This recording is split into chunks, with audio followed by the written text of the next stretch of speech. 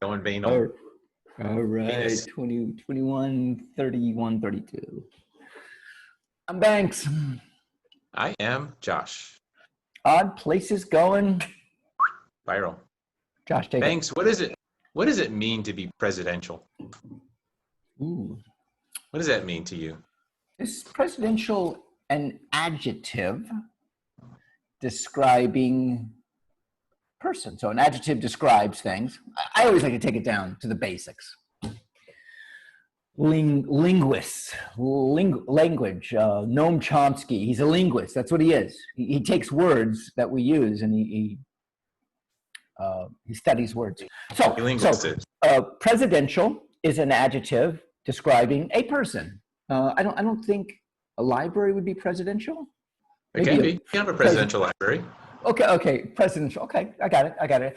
So when you say presidential, you're describing a person who is probably the president. I mean, okay. So when you say presidential, I'm thinking leader. That's what I'm thinking. Okay, leader, representative. You represent the country in America. Okay. It's leader. You represent.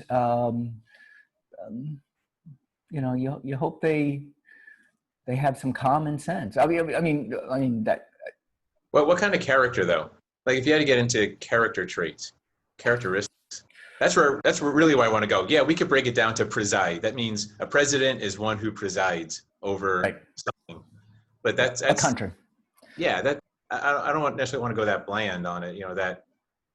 So you want to go? What are the characters of a president or being presidential? Characteristics. Yeah. What type of person makes a you good can one? you can only use what we've had in the past. Okay. So in the past, we've had presidents. Ronald Reagan, very articulate. Barack Obama, very articulate. Yes. we Trump, had inarticulate. we had Clinton, very smooth, very. He could go into a room and he could Sly. Yeah, he was a little sly. Yeah, he could get in there. Slick Willie. Yes, the first Bush, the second Bush. I mean, there's these characteristics of, and it comes. It reminds me of, would you sit down and have a beer with this president? Are we?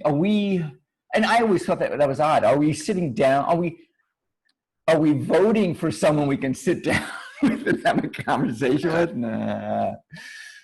Well, what's interesting is I watched the town hall with Biden last night, and it just got me thinking. He said something that just I thought was amazing, and I said, "Wow, that's presidential." He said, and I'm going to try and get this right. He says you never question someone's motive. You only question their judgment. And I thought that's very presidential. So you never question someone's motive for doing something because you have to assume they have the right motive. You have to start from a place where you assume they're not in the pocket of a lobbyist or they're not just an evil person. Assume that they also want the country to succeed.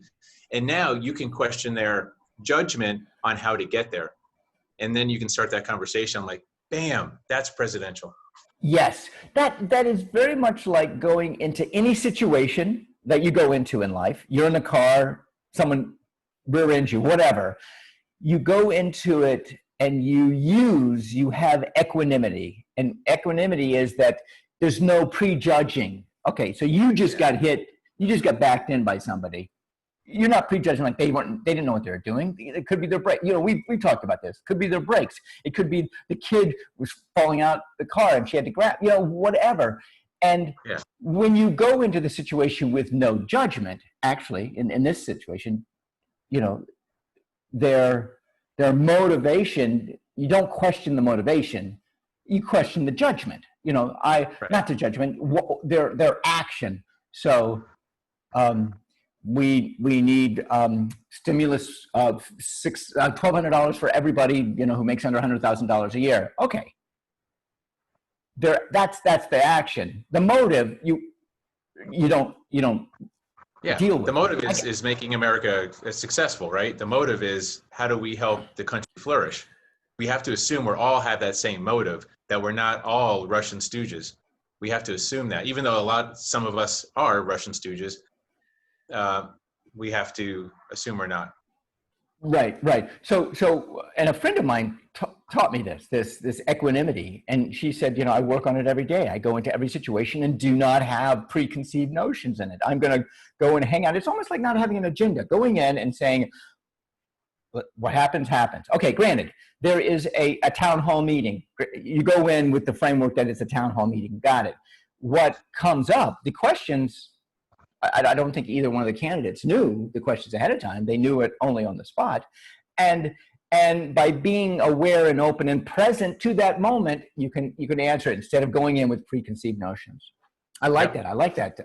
Yeah, and I miss it. I miss it. I feel like it's been a long time since our government has been able to do that, been able to reach across the aisle, so to speak, and come from a place of not prejudging motives. And anonymity. No, not equanimity. Equanimity is anonymity. There's some of that too, I guess. Who's this person? I don't know. Yeah. Anonymous sources. Anonymous sources. Yeah, that's a good point.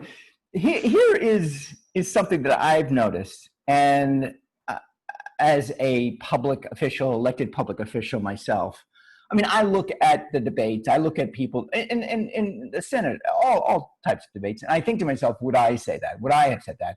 And I get the feeling that people do, a lot of the politicians now, they do not answer the questions.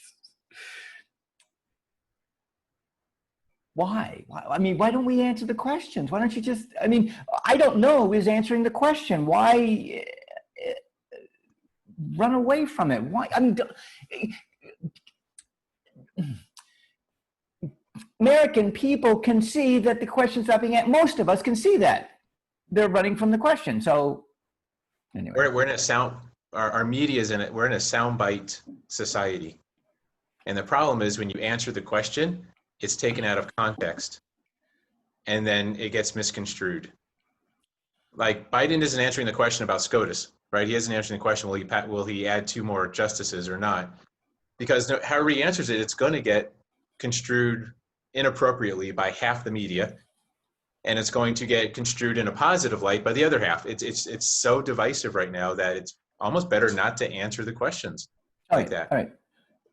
So when the president got elected in 2016, he was this like, say it like it is, and I mean, that's what he did. I mean, he would just say anything. And there was a tantalizing, like, this guy's not a politician. This person's not, I mean, I think people voted because, oh my God, this is somebody that's not lying. They're just saying the truth. Well, hold on. Let's clarify. I mean, that's how he came across. He came across as someone, say it like it is. Right. But come to find out, he's saying it like he wants it to be. He's not telling us the truth. So it's not no longer say it what it is. It's right.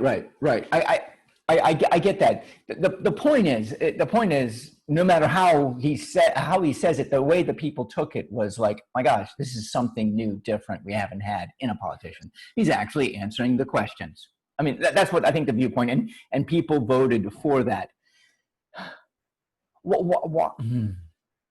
Why can't you have someone who is honest? I mean, and I hear you. What you say is one side will take it one way, some will take it the other. However, this was a situation in 2016 where we had someone who did not do it like everybody else. Yeah. Okay.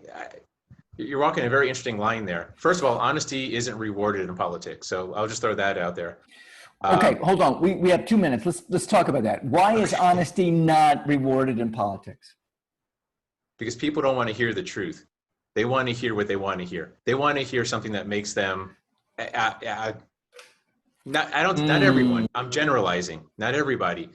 Many folks don't want to hear the truth. They just want to hear what they believe to be true.